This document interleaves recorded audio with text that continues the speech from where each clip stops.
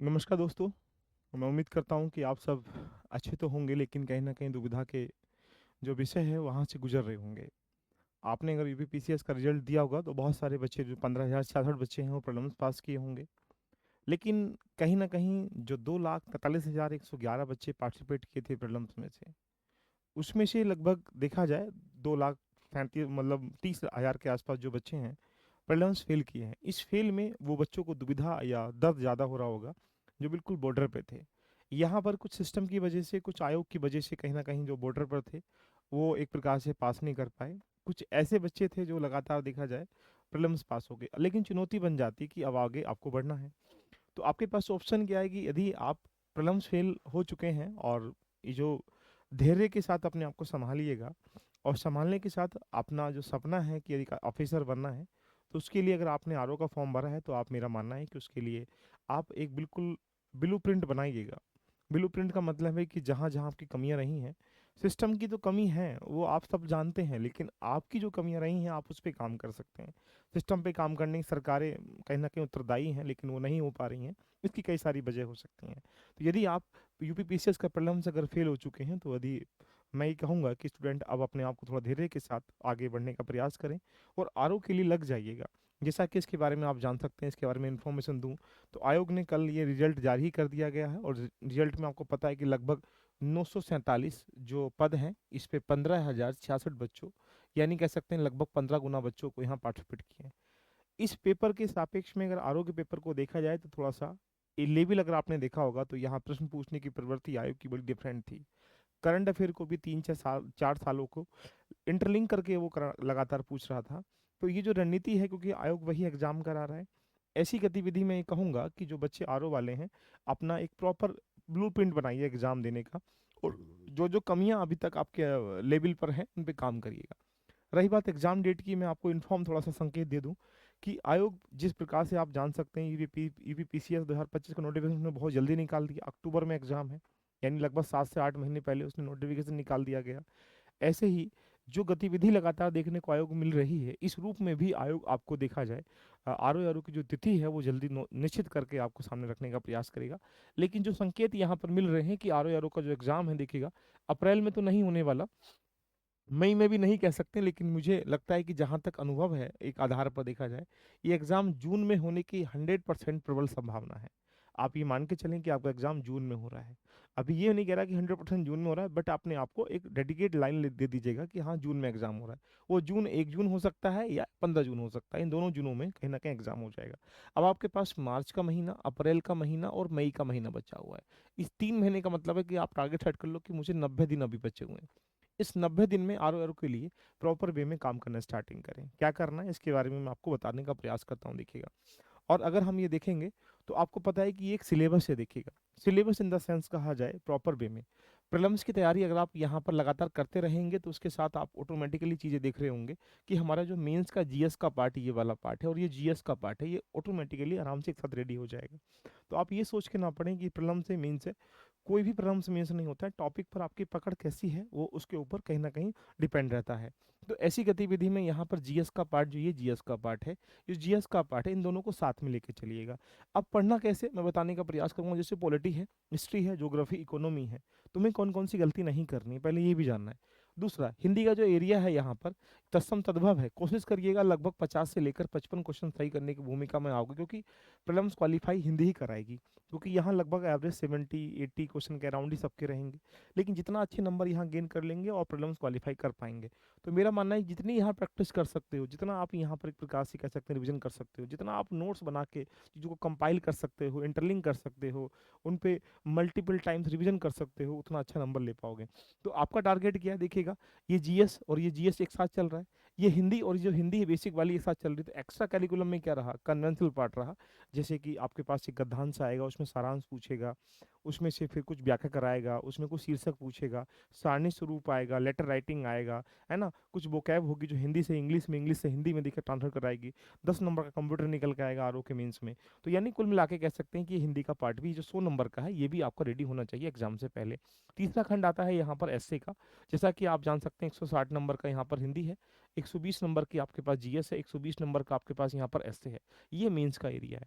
यहाँ पर आप समझ सकते हैं कि 140 का है और ये क्या है 60 का है, ये लगभग 200 और ये 400 का लगभग एरिया है। तो यहाँ 120 में जो एसए का पार्ट है, कम से कम 2018 से लेकर 2023 तक जितने भी पेपर हुए हैं यूपीपीएससी आयोग के द्वारा, उसमें जो ऐसे पूछे गए हैं उनकी फ्रेमिंग जरूर कर लीजिएगा। आप ये ज्ञात कर पाएंगे कि 3 खंडों में से जो पहला खंड है उसमें जो साहित्य है, ये सभ्यता है, वहाँ लगभग सिमिलर ऐसे पूछा जाता है। उसकी फ्रेमिंग कर लें, उसकी कोटेशन लिख लें, कुछ पोएट्री या कुछ ऐसे कुछ तथ्य लिख लीजिएगा, वो आराम से कर पाओगे। तो ऐसे को साथ में लेके चलना है। अब तो देखो तुम्हें गलती क्या करनी है। अगर आप अपनी डाउट डायरी को निकालेंगे तो आप ये देख पाएंगे कि सबसे पहली चुनौती बन जाती है कि जब हम किसी एग्जाम की तैयारी करते हैं तो सबसे पहला एक पैरामीटर होता है कि हम उसके सिलेबस को कंप्लीट पढ़ा जाए। यानी 100% सिलेबस को कम से कम 1 या 2 बार पढ़ना चाहिए, 3 बार पढ़ना चाहिए। यदि आपने नहीं पढ़ा है तो मेरा मानना ये कि पहले एक बार कंप्लीट सिलेबस को जरूर पढ़ लीजिएगा। जो आपने पढ़ा है, जो नहीं पढ़ा उसको जरूर पढ़ लें, पहला प्रायोरिटी। दूसरा है उस कंप्लीट सिलेबस में से जो 20% 30% जो एरिया होता है जहाँ पर मैक्सिमम क्वेश्चन आते हैं, जैसे आप पॉलिटी निकालेंगे, ज्योग्राफी निकालेंगे, तो कुछ ऐसे खंड आपको डिनोट हो जाएंगे कि यहाँ से एवरी ईयर क्वेश्चन देखने को मिलते हैं। तो यानी वो उस एरिया को कंठस्थ कर लीजिएगा। कंठस्थ करने के साथ उसी एरिया के अपने नोट्स बनाइएगा। बच्चा गलती यही करता है कि सेल्फ नोट्स को इकट्ठा नहीं करता है, पीडीएफ के फॉर्मेट में या अन्य गतिविधियों के यूट्यूब के जितने भी यहाँ पर रागमाला चल रही है उनके माध्यम से नोट्स को इकट्ठा करते चला जाता है, लेकिन उसका कंपाइलेशन करना, सही तरीके से सिस्टम तरीके से रखने का प्रयास नहीं करता है। तो मेरा मानना है कि नोट्स खुद के होने चाहिए, क्योंकि हर किसी का अपना अपने एरिया अलग अलग होता है डाउट का। अगर वो आप वो रेडी नहीं करेंगे तो फिर आप नोट्सों को कंपाइल करने का तरीका नहीं जाने हैं। तो पहले कंप्लीट सिलेबस को पढ़ो, फिर 20% जो एरिया है उस पे कोर नोट एरिया निकाल कर उसके नोट्स जरूर होने चाहिए आपके पास। दूसरा पॉइंट, हम गलती सबसे बड़ी गलती हम जो रिवीजन और प्रैक्टिस से देखिएगा, हमेशा उस प्लेटफॉर्मों के माध्यम से करते हैं देखिएगा जिनका उचित नहीं है। अगर मैं यूट्यूब के माध्यम से कहूँगा तो यूट्यूब पे आप प्रैक्टिस कर सकते हैं देखिएगा, बट ज़्यादा आउटपुट कहाँ से निकल के आएगा, खुद से निकल के आएगा। अब लास्ट ईयर के क्वेश्चनों को तुम ईयर वाइज खुद से करोगे, और लास्ट ईयर के क्वेश्चनों को अगर आप किसी यूट्यूब के किसी अन्य संस्थान के उसके माध्यम से करोगे, तो ऐसा करने से क्या होता है, आप थोड़ा टाइम वेस्टिंग कर पाते हैं। मान लो आपने 50 क्वेश्चन करे, आपको 20 क्वेश्चन आते हैं, 30 नहीं आते हैं, तो आपने क्या किया, क्वेश्चन करते हो टिक करके निकल गए, लेकिन उसको एनालाइज नहीं किया। लेकिन जब खुद से करोगे तो आप उसको एनालाइज करोगे, अच्छा ये इसलिए रॉन्ग हो रहा था, मुझे ये नहीं आता है, उसको तुम फिर रिवीजन करके फॉर्मेट में। तो यहाँ पर रिवीजन करने का, प्रैक्टिस करने का तरीका आपको एडवांस लेवल पे लेके जाना पड़ेगा। अगला पॉइंट हम लोग करंट अफेयर देखेगा। करंट अफेयर को कहीं ना कहीं आपने देखा होगा पीसीएस के पेपर में कम से कम 3 से 4 साल पुराना एडवांस लेवल का करंट अफेयर इंटरलिंक करके पूछ रहा है। इस रूप में अगर हम ये बताएं आपको, तो आप ये संशय में मत रहिएगा लास्ट टाइम पे एक मैगजीन पढ़ लेंगे, लास्ट टाइम पे हम मैराथन्स देख लेंगे, लास्ट टाइम पे हम लोग ये देख लेंगे, ये डेली बेसिस पर यूट्यूब से हम लोग कंटेंट रेडी कर लेंगे, ऐसा पॉसिबल नहीं देखेगा। यूट्यूब सिर्फ एक प्रकार से आपको डायरेक्शन दे सकता है, प्रैक्टिस करा सकता है, रिवीजन करा सकता है, लेकिन वो जो कंपाइलेशन क्रीम है देखिएगा, उसके नोट्स हैं, वो सब चीज़ें आपको प्रॉपर वे में बैचेस के माध्यम से लेना चाहिए, मेरा मानना है। And after that current test series देखो। टेस्ट सीरीज क्या बच्चे यही करते हैं कि यूट्यूब पर टेस्ट लगाना स्टार्टिंग कर लेते हैं। यूट्यूब रिवीजन करने का माध्यम है, देख लो ठीक है यार ये मुझे आता है, ये नहीं आता है, इससे क्या हो रहा है, आप चीज़ों को एनालाइज कर पा रहे हो। लेकिन जब आप टेस्ट लगाओ खुद से देखिएगा या किसी एप्लीकेशन के माध्यम से लगाओगे, तो उससे क्या हो रहा है, आपने 140 क्वेश्चन करे, 80 क्वेश्चन आपके सही हो गए, 60 क्वेश्चन नहीं हो पाए, तो आप उन 60 क्वेश्चनों को देखने का प्रयास करोगे। लेकिन यूट्यूब पे क्या देखोगे, सोचो, यूट्यूब पे सिर्फ टिक करके बात खत्म होगी हमारी। तो यानी मेरा मानना ये है कि यहाँ टेस्ट सीरीज को अच्छे तरीके से एप्लीकेशन के फॉर्मेट में या ऑफलाइन फॉर्मेट लगाना चाहिए। अगला, अगर आप डेली बेसिस पर डाउट रेडी नहीं करते हैं, doubt ready in the sense, अगर मान लो पॉलिटी को पढ़ रहे हो, आपको लगता है कि यार मुझे ये चीज़ें डाउट में है, उनको आप क्या करेंगे, सोल्व नहीं करते हैं, तो यानी वो डाउट के डाउट, डाउट के डाउट, डाउट के डाउट इकट्ठे होते चले जाएंगे, आपका एक बिस्तर बन जाएगा वो डाउटों का, इसलिए आप प्रीलिम्स क्वालिफाई नहीं कर पाओगे। तो बहुत सारी चीज़ें आपको एडवांस लेवल पर करनी है पीसीएस के एग्जाम को देखते हुए, जहाँ पर बहुत सारे ऐसे बच्चे हैं जो लगातार देखा जाए एग्जाम दे रहे थे, इस बार उनका नहीं हो पाया। तो कई सारी गतिविधि रही, कहीं ना कहीं रही हैं। तो मेरा मानना है कि जो बच्चे आलू की तैयारी कर रहे हैं, अपने आप को एक्टिव कर लीजिएगा, एग्जाम जून के मंथ में होने की प्रबल संभावना है। उसके लिए आप प्रश्न का लेवल अगर आप देखेंगे तो आपको लग जाएगा कि सर प्रश्न लगभग एडवांस लेवल के थे। अगर आप देखेंगे यहाँ पर 3 से 4 तरह के प्रश्नों को, एक होता है फैक्ट तरीके का, एक होता है कंसेप्ट देखिए, एक होता है एप्लीकेशन पार्ट। तो ये दोनों पार्ट जो क्वेश्चन है ज़्यादा पूछे जा रहे हैं, तो इसलिए इनको जरूर रेडी करिएगा, जहाँ से प्रश्न ज़्यादा आएंगे। बात करते हैं देखिएगा, सबसे पहला 10 से 12 घंटे पढ़ने का प्रयास करें। इस 10 से 12 घंटे में हिंदी को जरूर एक बार देखने का प्रयास करें कि सर हमें यहाँ पर हिंदी को जरूर पढ़ना है। हिंदी को डेली बेसिस पर 1 से 2 घंटे दो। जीएस के लगभग डेली बेसिस पर 1 और 2 खंड पढ़िएगा, जैसे आप हिस्ट्री पढ़ रहे हो, ज्योग्राफी पढ़ो, हिस्ट्री जो पढ़ना है पढ़ो। करंट अफेयर को डेली बेसिस पर टाइम दे दो, 1 से 1.5 घंटा देखिएगा। रिवीजन और प्रैक्टिस करने के लिए जो आप पढ़ रहे हो उसका रिवीजन प्रैक्टिस करने के लिए जरूर टाइम दीजिएगा, 1 से 1.5 घंटा।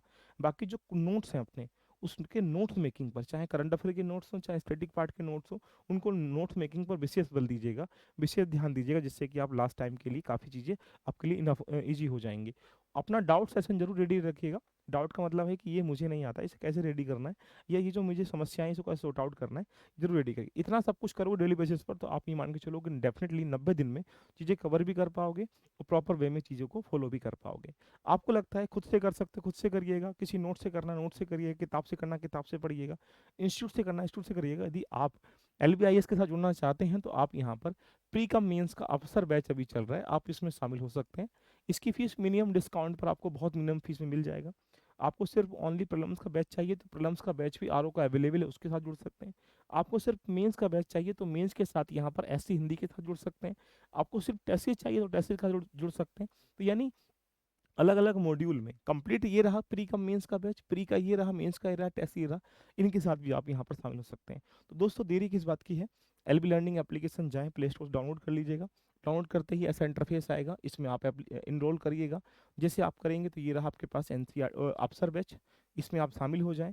आपको ये रहा प्री का बैच, आप इसमें शामिल हो सकते हैं, ये रहा प्री का बैच कम्प्लीटली। ये रहा टेस्ट सीरीज, आप टेस्ट सीरीज में जाकर टेस्ट सीरीज को ज्वाइन कर सकते हैं। तो ये अलग अलग मॉड्यूल में जाके अपनी जर्नी को रेडी कर सकते हैं। दोस्तों दिन ज़्यादा दूर नहीं है, हम 90 दिन, जून में एग्जाम होने की प्रबल संभावना है। यदि आपका किसी कारणवश प्रॉब्लम्स नहीं हो पाया है तो आपकी जिम्मेदारी बनती है कि RO का प्रॉब्लम्स 101% होना चाहिए। यदि आप RO से भी वंचित रह जाएंगे, पीछे से भी वंचित रह जाएंगे, तो फिर आप ये सोच के चलो कि पढ़ाई करने का औचित्य भी क्या हो पाएगा। तो जिम्मेदारी आपके कंधों पर लगातार बढ़ चुकी है। अपने आप को एक्टिव करिएगा, प्लान सेट करो, 10 से 12 घंटे का प्रयास करिएगा। हमारे साथ जुड़ना है या खुद से करना है, कैसे भी करना है, प्लान एक प्रॉपर वे में करें। हम इसकी मेंटरशिप भी आपको दे देंगे, जिससे डेली बेसिस पर आपको टास्क मिल जाएगा जो आपके लिए काफ़ी लाभकारी होगा। तो नीचे दिया गया लिंक है टेलीग्राम का, व्हाट्सएप को जरूर ज्वाइन कर लें, वो आपके लिए काफ़ी लाभकारी होगा। ठीक है, all the best, love you, bye bye, take care.